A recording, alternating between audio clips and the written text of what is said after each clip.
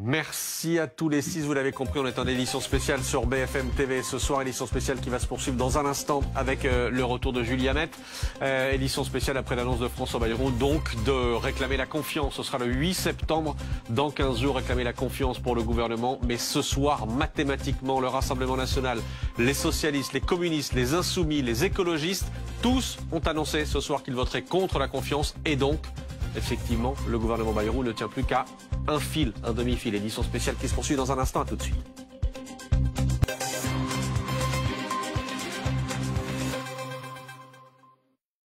Bonsoir à tous, bienvenue, on est ensemble et en direct jusqu'à minuit avec une question. Ce soir, le gouvernement de François Bayrou peut-il être renversé?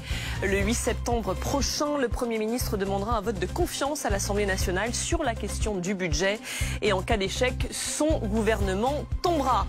Bonsoir Yves Tréhard. Bonsoir Julie. Je suis très contente, mais voilà, c'est réciproque.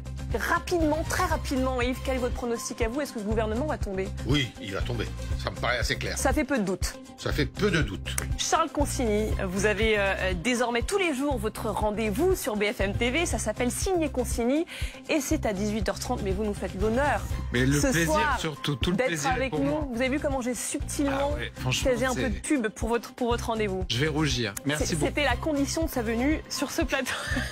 Je suis ravi d'être Très heureuse aussi d'être avec Rachel Binaz. Bonjour. Rachel, avec Jean-Marc Sylvestre. Bonjour et bienvenue. Et avec Charles Sapin. Merci, vous êtes là, pardon. Merci beaucoup d'être avec nous ce soir. Cette saison, on a la chance aussi d'être avec Samy Sfaxi. Bonsoir Samy. Bonsoir. C'est l'essentiel de l'actu et c'est avec vous. Absolument. Et c'est toute l'année d'ailleurs, comme ça. À la une de l'actualité, justement, François Bayrou, vous l'avez dit, qui prend un énorme risque, c'est le moins qu'on puisse dire, en convoquant un vote de confiance le 8 septembre prochain. On ne voit d'ailleurs pas en l'état comment son gouvernement pourrait survivre, puisque l'ensemble des responsables de gauche et le Rassemblement national appellent à voter contre. Écoutez le Premier ministre. Cette clarification, pour moi, elle est urgente. Et il y a un lieu pour cette clarification, une institution, c'est le Parlement.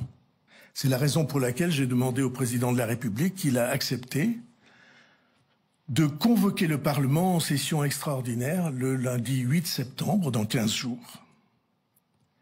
J'engagerai ce jour-là la responsabilité du gouvernement sur une déclaration de politique générale conformément à l'article 49, alinéa 1er de notre Constitution. Et puis à Gaza, 5 journalistes ont été tués par l'armée israélienne dans des frappes sur un hôpital dans le sud de la bande de Gaza. Les agences de presse britanniques Reuters et américaines Associated Press se disent choquées par la mort de leurs collaborateurs. On rappelle que plus de 200 de nos confrères ont été tués depuis le début de la guerre à Gaza par l'armée israélienne. Benjamin Netanyahou, lui, parle, je cite, d'accidents tragiques. En France, l'ambassadeur américain a été convoqué, Charles Kushner, aujourd'hui par le Quai d'Orsay, mais c'est son chargé d'affaires qui s'est rendu au Quai d'Orsay après avoir critiqué les actions du gouvernement contre l'antisémitisme, des accusations, je cite, inacceptables et qui violent le principe de non-ingérence dans les affaires intérieures d'un État, selon le porte-parole du ministère français des Affaires étrangères. Donald Trump qui s'est vanté tout à l'heure d'être à la tête de la nation la plus respectée au monde et a surtout mis en avant son influence sur nous, sur les Européens, avec une expression bien à lui. Il m'appelle le président de l'Europe, a-t-il dit. Quand il respecte un président à ce point, il plaisante en me surnommant affectueusement le président de l'Europe. Il m'appelle le président de l'Europe. C'est un honneur. J'aime l'Europe, j'aime ces gens. Ce sont de bonnes personnes et de grands dirigeants. Nous n'avions jamais eu de cas comme celui-là, avec plus de 35 pays. 38 pays étaient représentés ici lors de notre rencontre de l'autre jour. Merci beaucoup, Samy Sfaxi. On se retrouve dans un très court instant, une très courte pause avec cette question. Le gouvernement Bayrou peut-il tomber dans 2 semaines? On vous expliquera les conséquences de cette annonce de François Bayrou. Un vote de confiance donc qui aura lieu le 8 septembre prochain. Regardez ce petit QR code qui apparaît à la droite de votre écran. N'hésitez pas à le scanner si vous avez des questions parce que c'est un sujet complexe. On va essayer de décrypter tout ça. Nos éditorialistes, nos spécialistes sur le plateau tenteront de vous répondre. À tout de suite. Le gouvernement de François Bayrou peut-il tomber le 8 septembre prochain? Le Premier ministre va demander la confiance de l'Assemblée nationale dans 2 semaines. Un vote pour valider ou non le principe de son plan d'économie de près de 44 milliards d'euros. On écoute François Bayrou tout à l'heure. Cette clarification, pour moi, elle est urgente. Et il y a un lieu pour cette clarification, une institution, c'est le Parlement.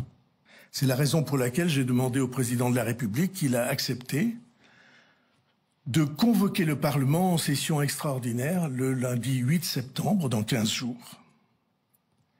J'engagerai ce jour-là la responsabilité du gouvernement sur une déclaration de politique générale conformément à l'article 49, alinéa 1er de notre Constitution. Alors, il y a eu beaucoup de réactions depuis, évidemment, de la part de l'opposition et dans le camp même de François Bayrou. Je voulais vous montrer ce membre du gouvernement qui s'est confié à BFM TV qui dit la chose suivante: Bayrou n'aura jamais la confiance, on va tomber. Yves Tréhard, qu'on comprenne bien, c'est vraiment ça qui est en train de se jouer, c'est potentiellement la chute de ce gouvernement dans 2 semaines. Oui, c'est effectivement ça qui est en train de se jouer. Il y a ce pari, enfin ce risque qui a été pris par le Premier ministre, qui était assez surprenant, qui a probablement été scellé définitivement à Brégançon, au fort de jeudi Brégançon, dernier, lorsqu'il a dîné avec le président de la République, puisque c'est le président de la République qui peut convoquer une nouvelle session. Et donc, il a décidé de prendre ce risque avec un calcul.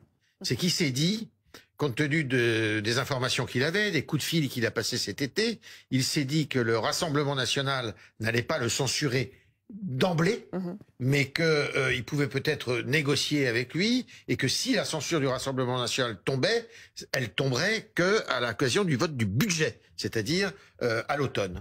Et puis le calcul aussi vis-à-vis du Parti socialiste, puisque le Parti socialiste, lors de son congrès au printemps, avait dit qu'il prenait du champ par rapport à la France insoumise, qui, elle, de toute manière, veut la chute du gouvernement et la chute aussi du président de la République, c'est très clair.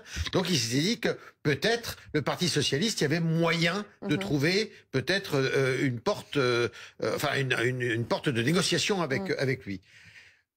Immédiatement après son discours cet après-midi, c'est ça aussi la grande surprise de la journée, c'est que le Rassemblement national, par la voix de Jordan Bardella et de Marine Le Pen, a immédiatement dit que non seulement il ne lui accorderait pas la confiance, mais qu'il voterait contre.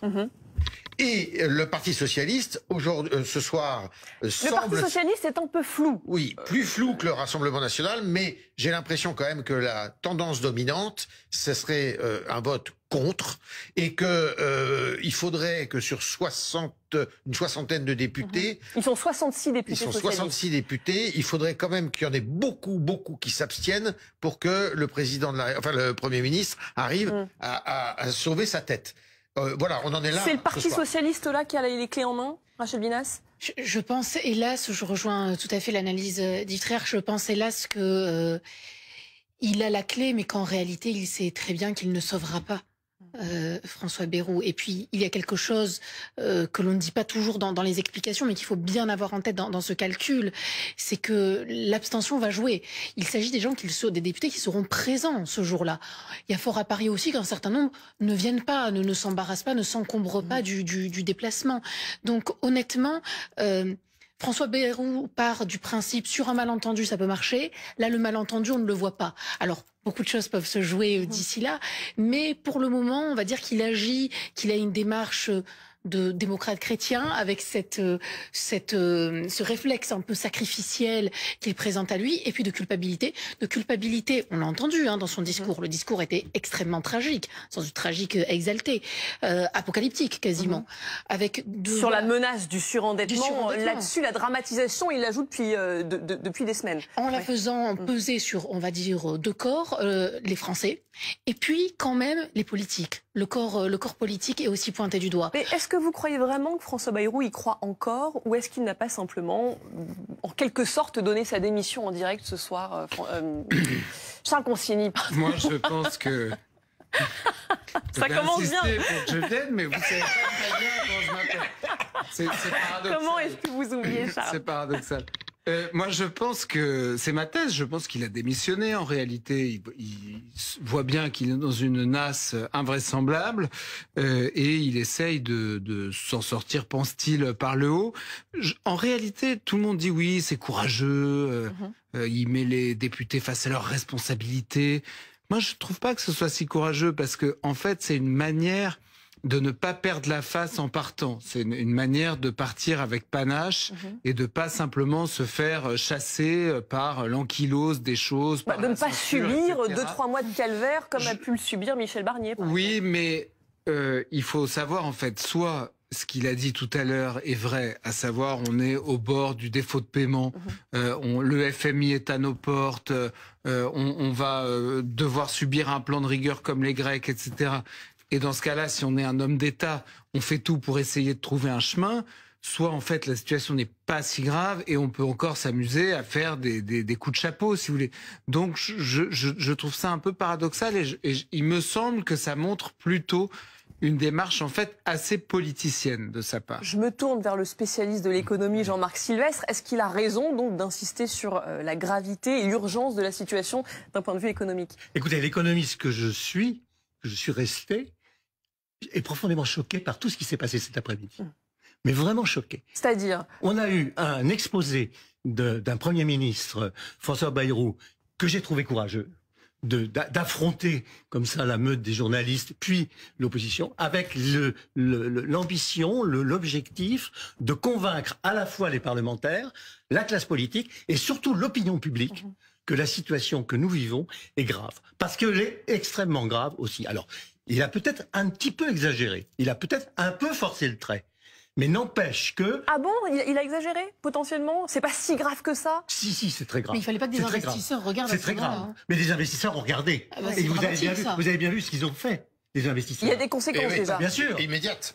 Immédiate. Et le problème, c'est que nous avons un taux d'endettement qui est énorme par rapport à nos capacités de soutenir. Nous sommes le pays où les Français, où les gens payent le plus d'impôts. Nous sommes le pays où les dépenses publiques et les dépenses sociales sont les plus élevées. Il nous faut que l'on traite le problème à la racine. Alors, son raisonnement, c'est de dire, soyons d'accord tous sur l'état des lieux. Oui, sur le principe, sur le diagnostic. Même de la nécessité de faire des économies et en l'état 44 milliards. Et après, on discutera de quelles économies on fait. Et on a assisté derrière, mais immédiatement après, à la fin du discours, à un déferlement de critiques politiciennes.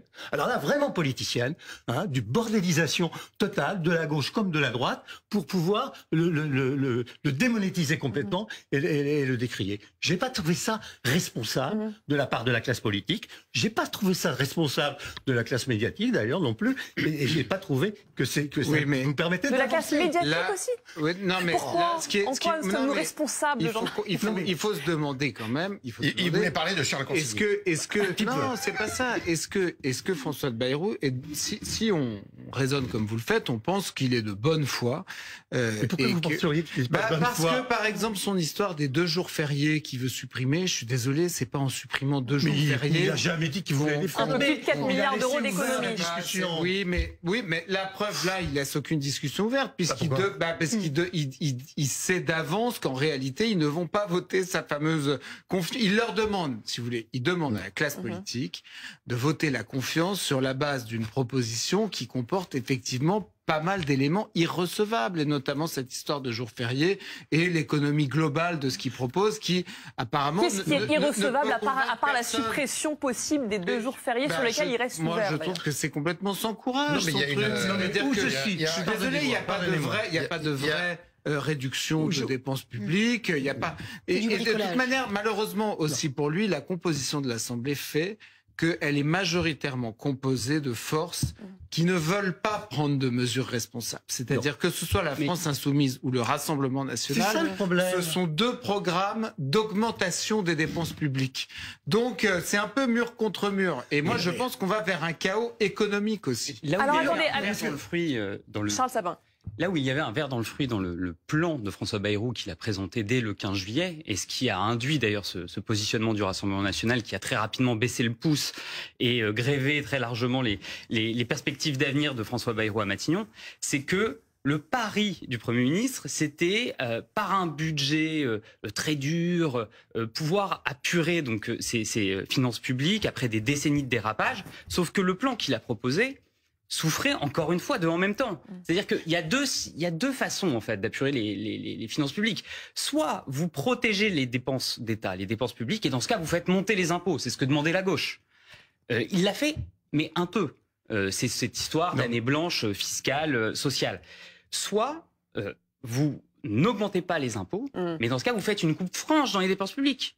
C'est ce qu'il a fait, mais un peu. Et c'est ce que demandait le Rassemblement national. Le fait d'être dans ce en même temps, de ne pas choisir l'une ou l'autre voie, fait qu'il ne pouvait pas avoir le soutien, bien sûr, mais la bienveillance ni du Parti socialiste, ni du Rassemblement national. Ce qui fait que très vite, quand Marine Le Pen, dans sa résidence de villégiature, ça a été à la Trinité-sur-Mer, elle a regardé le Premier ministre derrière sa télé, finalement, elle n'a pas eu de mal à baisser le pouce parce qu'elle savait que le plan de départ de François Bayrou, de toute façon, n'allait pas assez loin.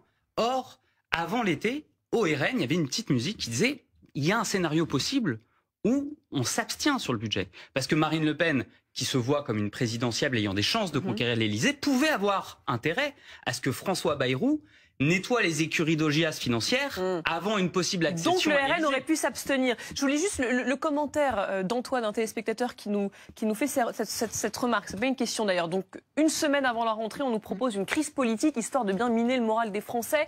Cet état d'esprit-là, juste d'un mot, Yves, ça peut jouer en la faveur peut-être de François Bayrou. Ils en ont un peu ras-le-bol de l'instabilité politique. Oui, mais c'est pas les Français qui votent la confiance. Donc de toute manière, ça va pas changer grand-chose. Là où Antoine a tout à fait raison, c'est qu'on se dirige, de mon point de vue, vers une crise majeure, qui va être une crise de régime, où très vite les responsabilités vont remonter à l'Élysée, parce que qu'est-ce qui va se passer si François Bayrou tombe, ce qui est le plus vraisemblable? Les hypothèses sont, il nomme un nouveau Premier ministre, mais quel nouveau Premier ministre? Un nouveau Premier ministre du bloc central, qui fera la même chose que Barnier, qui fera la même chose que Bayrou, un Premier ministre de la gauche, mais que ça soit Lucie Castet ou un autre, eh bien évidemment, il sera censuré par le Rassemblement national. Est-ce qu'il peut nommer un Premier ministre du Rassemblement national? À mon avis, pas du tout. Donc qu'est-ce qui se passe? Eh ben, on se dirige vers une dissolution qui ramènera à l'Assemblée nationale un paysage tripartite comme il existe aujourd'hui, parce que ce paysage donc il n'y aura toujours pas de majorité absolue, et donc on restera bloqué quoi qu'il arrive. Donc le pays sera bloqué, les agences de notation vont nous taper dessus, tous ceux qui apportent, enfin tous ceux qui nous soutiennent financièrement détourneront la tête, et la France sera dans une situation catastrophique. Tout plein de perspectives réjouissantes. La solution passera par quoi? Par la démission du président de la République. Ah, vous pensez ça? Alors attendez, ça nous fait un bon tease, parce que vous savez quoi? On doit se quitter quelques minutes. Vous savez que je sais faire dans ce vous êtes un grand professionnel, Yves Tréhard. Pour une courte page de pub, et on se retrouve juste derrière. On continue à décrypter donc cette annonce de François Bayrou. À tout de suite. Le gouvernement de François Bayrou peut-il être renversé le 8 septembre prochain? Le Premier ministre demandera un vote de confiance à l'Assemblée nationale sur la question du budget, et en cas d'échec, c'est la chute donc du gouvernement Bayrou. En l'état, on a quand même un petit peu du mal à voir comment François Bayrou peut encore être à Matignon le 9 septembre. Les camps d'opposition samedi sont prononcés. Qui dit quoi? C'est vrai que ça sent le roussi quand on voit véritablement les prises de position des uns et des autres. Ça sent pas bon du tout pour François Bayrou. Et d'ailleurs, on va faire ensuite les comptes avec les différents députés qui voteront le 8 septembre. Mais regardez par exemple ce que disait le RN, ce que disait Marine Le Pen tout à l'heure à l'issue de la conférence de presse du Premier ministre. Nous voterons évidemment contre la confiance au gouvernement de François Bayrou. Seule la dissolution permettra désormais aux Français de choisir leur destin. Pour la gauche, pareil, c'est même unanime. Pour la France insoumise, Manuel Bompard, désormais chacun est au pied du mur et doit prendre position clairement. Les parlementaires insoumis voteront le 8 septembre pour faire tomber le gouvernement. Fabien Roussel, également leader des communistes, nous voulons un pacte d'avenir pour la France, nous voulons un autre gouvernement, et même son de cloche pour les écologistes. Les socialistes, alors vous parliez tout à l'heure de flou, mais ça y est, ça semble assez clair. Olivier Faure qui s'est exprimé chez nos confrères de TF1, écoutez-le. Bon, on va faire un peu de mathématiques, Julie. Ceux qui voteraient pour, les députés, désolé pour votre retour de vacances, hein, mais regardez, ceux qui voteraient pour 210 députés, hein, on le voit sur l'image, et puis on a également comptabilisé ceux qui voteraient contre, avec ou sans les socialistes. Alors sans les socialistes, il serait 264, ce serait déjà bien suffisant, mais avec les socialistes, on passe à 310 députés. Donc quand on voit ces hypothèses à ce stade, eh bien on ne voit pas comment le gouvernement Bayrou pourrait résister le 8 septembre prochain. Merci beaucoup, Samy Sfaxi. On est avec Anne-Charlène Bézina, constitutionnaliste, politologue. Merci beaucoup d'être avec nous, Anne-Charlène. Quand on regarde un peu les calculs de Samy, là, c'est le PS qui a les cartes en main ce soir ? Oui, nettement, étant donné que le vote de confiance, ça n'a rien à voir avec les articles 49 alinéa 3 auxquels on est habitué ou les motions de censure. Étant donné que cette fois-ci, on compte les pour. Donc ça signifie qu'une abstention peut peser lourd et en effet, on peut estimer que le PS va jouer la différence. Même si, et Samy Sfaxi a très bien fait de faire les comptes, on voit bien que la coalition des oppositions, elle est tellement importante qu'à partir du moment où il y a beaucoup de contre, eh bien en réalité, les votes pour ne suffiront pas. Mais la manœuvre politique est quand même à noter, elle est intéressante, c'est-à-dire que François Bayrou met ici fin à près d'1 an et demi de gouvernance négative, où on avait des groupes qui ne votaient pas contre, mais qui refusaient de voter pour. Ici, demander la confiance de l'Assemblée nationale, c'est un acte assez fort sous la Ve République, où justement, les premiers ministres ont tendance à aller rechercher la solidité de leur base, sauf qu'on voit bien qu'ici, c'est insuffisant. Stratégiquement, donc, c'est bien joué de la part du Premier ministre ? Alors, ça dépend de ce qu'on estime être la stratégie et le stratège, hein, vous connaissez le dicton. Étant donné que c'est une forme de départ en harakiri, en quelque sorte. C'est-à-dire, je décide de couper l'herbe sous le pied des oppositions et c'est moi qui décide de coaliser autour de moi. En quelque sorte, ça sonne un petit peu en écho avec ce qu'il nous avait déjà dit le 15 juillet. Il a appelé à la responsabilité. Donc, à son sens, si l'Assemblée nationale ne lui donne pas la confiance pour redresser le pays, eh bien, il partira la tête haute. C'est en tout cas le storytelling qui est le sien. Et donc, c'est quoi les scénarios derrière? Si, effectivement, les députés ne votent pas la confiance, votent contre cette confiance, comment ça se passe? Il n'est pas dans l'obligation, Emmanuel Macron, d'appeler une dissolution.